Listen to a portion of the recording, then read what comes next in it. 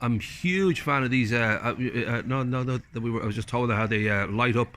Jamie's just saying how they light up the ground, and they hit the fireplace. The sun hits them, and they really reflect the same colour. We'll take a walk around because it is pretty spectacular. But what we'll do is we'll start with, before we have a look at this incredible garden, I was just thinking now, bizarrely, I don't know if you know this, we're actually related now. I know that the Mary Davis is from Clare, my mum's from Clare, John Torpy's my cousin, I forget, there are so many of them down there. Yes. But I was just thinking that I know the Davis family well, all mechanics, and I was thinking, oh, there's one of them isn't a mechanic. How did that happen? Well, we all did our fair share down there throughout the years when we were a lot younger. Yeah. So we sort of know our way around cars, etc. But I suppose how it happened was that my father also has an interest in gardening, and I think that's where I got the interest, where it stemmed from. Right. So yeah, he was always propagating plants and this, that and the other, and I just got an instant interest in it, and eventually actually studied it and went to UCD, etc. and all of that. So so that's how I ended up here. Just had a flair for it, and especially plants. Plants play a very important part in design. Right. Well, no, my dad actually is a gardener. My brother Charlie for many years is a gardener, and be much more sort of straightforward, kind of looking after golf courses and all that kind of stuff. Taking it to that next level where it's actually a lot of thought goes into how this is all going to sit together. We can see that around you here now. Was that always a sort of a plan in the back of your mind? Did it sort of take a leap at some point, maybe when you went to college, that this is just more than the back garden, this can be a piece of work that... Well, I suppose after college it was conservation management, what I did, and there was a certain amount of horticulture involved. And then I think one of my first jobs was actually head gardener for the Eastern Health Board, which then it was called the Eastern Health Board. Right. So I sort of had sort of a certain amount of free rein in respect of budgets and all that, so I was able to enhance some of the grounds, etc. And my interest in design then with planting, etc., that's how that developed. And then I sort of jumped ship then and went into self-employment. Nice. And was there a kind of a road to Damascus moment that you realised, maybe it was that sort of opportunity to work for the board and have that sort of ability to create with freedom? I don't know if there was a moment that you felt, oh, I've made the right choice here, this is the life for me. Yes, definitely. Like to try and get into the landscape architecture design, I suppose, like collectively, as in you're up against competition all the time. Right. But to know then that your instincts is that you actually do have this ability to design, and I think that's when you embrace it and then you just go forward. So that's when I decided that I was going into self-employment, and then it developed from there. Many years later, I actually then was involved in a lot of designing show houses for builder developers during the boom time. Yeah. And I actually, one particular company called Cosgrave Developments, I actually must mention them because they just literally gave me free rein for Eden Gate and Edenwood. Nice. And it's literally every inch of it is my designs. Well, obviously you know what you're doing, and last year at the Bloom Festival, now your postcard garden got a distinction. You're hopeful now. You've got a new design that when Bloom comes around that you may be in the running again. But most importantly, this Thursday 8:30 on RT1. We've got the beautiful McCarthy house here in Redford Park, and this is a design which I'm amazed you had 28 days. 7th of April was your kind of down tools day, no matter what. Would that have been like a thrill? Was it a mixture of a thrill and petrified? I don't, how does one even think about it? I've had a garden for 5 years and I haven't touched it. Well, I suppose when you are, the clock is against you all the time, and then especially in the last week, I think that adrenaline starts pumping in then for the last week, and then my family and friends start rallying around, and we got a massive amount of work here. It was literally to the deadline. We were power washing here at about 2:30 in the morning. Neighbours, etc., dogs barking, but all the neighbours, everyone was absolutely fine. They knew what was going on. Right. But it did come down to the wire to try and achieve it in that time limit. And I'm guessing your friends and your family and your fiancée Martha, they know this is part of the deal. Every now and again, we need all hands on deck. So absolutely, yeah. Well, behind the scenes, the women were working frantically behind the scenes. My fiancée Martha, my sisters, some of my cousins, they were this net, etc. They had to you know, tying those perspex discs, etc. There was a mountain of work that was done behind the scenes. Now, before we take a look at the garden itself, I know that the remit that they gave you was like an urban house in County Longford. It was it was a strange kind of, this is your starting point. But you decided, well, I'll have a look around Longford and see what it has that might be visually strong. And you came across Wells Cathedral was a big part of your sort of inspiration here. Yes, it was like, we all, as a designer, you build up these eclectic images all your life of what you would like in a garden, and it's extremely difficult to put all of those into a garden that actually makes sense, and there's a relationship between them all. So basically, I did have to go back to the brief. The brief was, it just happened to be County Longford. It could have been County Meath, and then obviously the design might have developed in a different direction.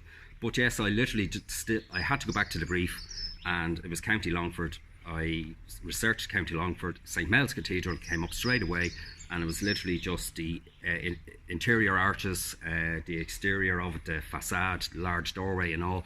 This is how my designs then started. I started sketching these design lines then, and this is how this garden developed. So we'll take a quick walk around, because it is a stunning piece of work, and it seems to be about like 10 different places to hang out, even though it's, you know, a relatively kind of tidy size. So I suppose starting here now, it's obvious pretty much your fireplace is always going to be a welcome in an Irish garden, because even though we do get sun very, very occasionally, I think a bit of heat's always good to have. But so this seems, would this have been part of any garden? I don't know whether there's a Longford connection here, but I'm guessing it's a good... Well, it's literally how that developed is actually from my design brief, and there was a large doorway of the cathedral, and this is how my fireplace developed. It's a huge rectangular piece, and I suppose it's in the Irish weather, you know, are we getting, you know, to be able to sit out in it, etc. But we are getting sporadically and what a warmer weekends, warmer times during the summer, and that's the way it has developed over the last maybe 10 years. So yeah, I think it's a welcomed feature. Big time, and beautiful. And we should, before we leave this area, this is great. I know that I was just been, Jane was just telling me just how the sun light will hit this, and you're going to get basically you've got a disco floor, and then as the sun moves around, the lights, the colours hit different parts of. That's right. Yes. Nice. But yeah, no, that just developed. It was really a theme. The name of this garden is Sun and Games. Right. So it's really a sports element that sort of it just happened, and then they're furnished by curved poles. And one is painted an orange colour, one is painted blue. It's just that sort of summer. I'm going to embarrass you now. I have to get you on camera. There you are. How are you? What a woman. Oh, even biscuits and everything. Yummy. Thanks, Emil. Yeah, so that's how that developed. And that is actually a sports net. Right. So it's actually a soccer net. So I specifically asked this company to make this just the size up. And the discs was always going to happen. I knew that I had to have something fun, and it's colourful, and it really is sports orientated too. And that idea of the Sun and Games, I know you've said that you know, it's the idea of families kind of being connected conversationally, being outdoors and just away from your phones and away from this way that we live now. We're very kind of isolated and insular, even when we're in the same room with somebody.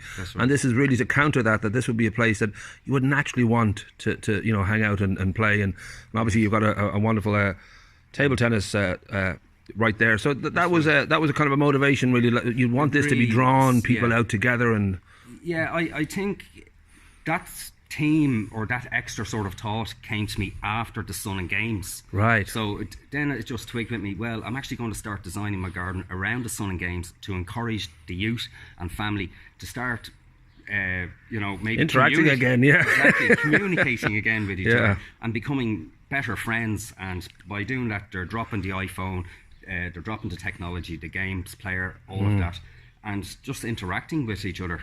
And how better to do it through exercise, etc. as well, and that's how the team Sun and Games developed. As much as you know, it might be a good day when they fix it, but it's kind of great that you really can't use your phone in the sun. Like, you just can't see the screen and all that. So there's a little bit more encouragement too. When you're here, the choices are limited, so that's a good thing. Now we should go over now. You've got the street lamp here is sort of, the lamp was inspired by the kind of curve of was it the archway or something in the cathedral? Right. The interior of St Mel's Cathedral, basically they have many arches. So this is how my lampposts developed. So I do like street furniture anyway, and because you see them in some European cities and especially Australia along their beaches, etc. They just have this unusual furniture. That's why have it just a straight lamppost, and why not just do something with it? So that's how. And it basically it happens that then I sort of thought that it actually looks like a seedling. Right. So then I sort of got on to that, and I started researching, seeds and things like that.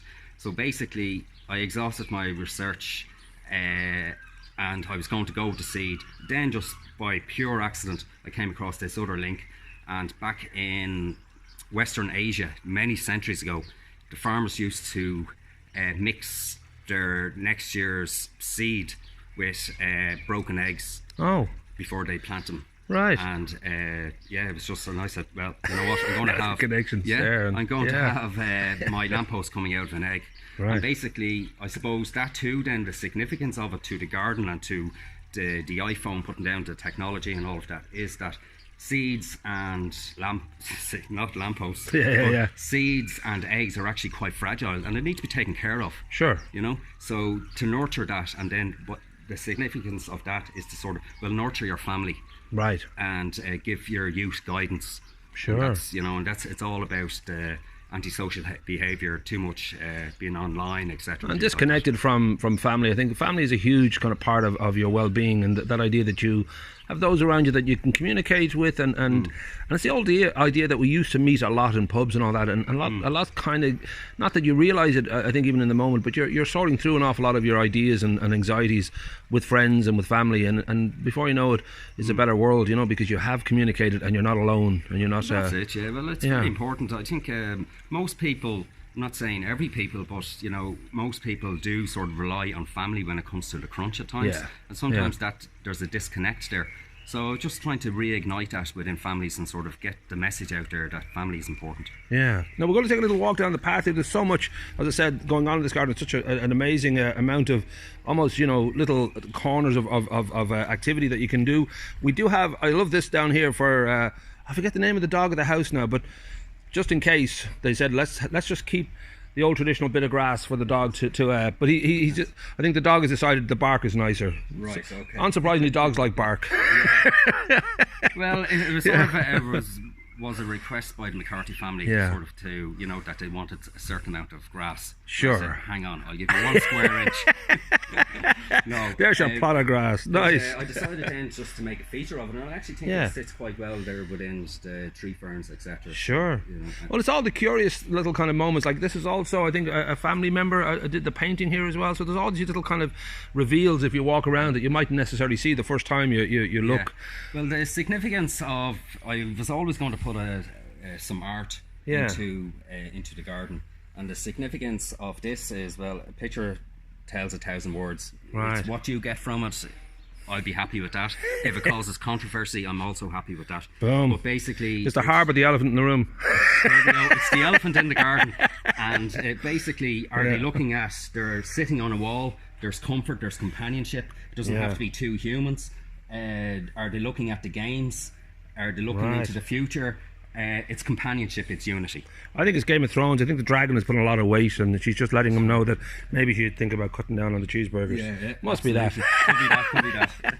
So we should say now, we'll tell people to watch out on this Thursday. We'll put the link in, but it's going to be an RT1 8:30, and then also the bloom comes around on 30th of May to the 3rd of June. That's a big kind of on the calendar for gardeners like yourself. So I'm guessing it sort of must feel like all systems go for you, because not only will this be a good kind of kind of plug to your work and to what you do, but that sense that if you can do this in your limited amount of time, that there must be a good feeling that, well, this is going to be a good year. Yes, I feel that it's going to get good publicity. I think the design is absolutely fantastic. The family are overwhelmed with it. They just absolutely love it. And in respect of the super garden, it was absolutely an amazing experience just to have the cameras and the production team. It was a brand new experience for me, and I loved every minute of it. I absolutely loved it. There was pressure times. There was a lot of camera activity on the days when you were under pressure and you were thinking to yourself, get lost. Yeah. Can you replant those again? We missed it. So there was a lot of that going on, but at the same time, it was obviously they had to do their job also. Yeah. winning or losing in this particular competition, obviously to win would be fantastic, but it's all down to the judges and what something unusual will come in from the other 4 contestants, the other 4 designers. If I happen to win, it's fantastic. If I happen to lose, to be honest, it'll just make me work harder. Because I'm tunnel visioned now in the respect of a goal is to get to Bloom next year or the year after with this just absolute slow shopper of it's an abstraction design, functional abstraction design that's already in the pot. Nice. Well done. And as I said, we'll keep an eye out. And I do think that you kind of know what you're doing at this stage. So I think it's all kind of joy once you're able to do it. You know, once you're out there, I think it would be like any artist. It's just the joy of making these new creations. I suppose it's the joy of it, and it was fantastic. Obviously for this time round, because you were actually given free rein.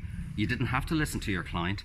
You sort of said, no, I'm not doing that, or you put this in, you put that out. But like, it was also a learning curve, I think, also for the client or for the family owners that got this garden, because there was a massive amount of trust that happened, and then they were just, you know, absolutely so pleased at the end results. I'm just thinking too that the McCarthys could make a lot of money here now if they rent this out to stoners just to walk around for an hour or two. They would never be able to leave. They would just find every 5 seconds they're going to see something they don't quite understand where it came from, and they're going to look and explore. New doors for everyone. Open up your mind, kids.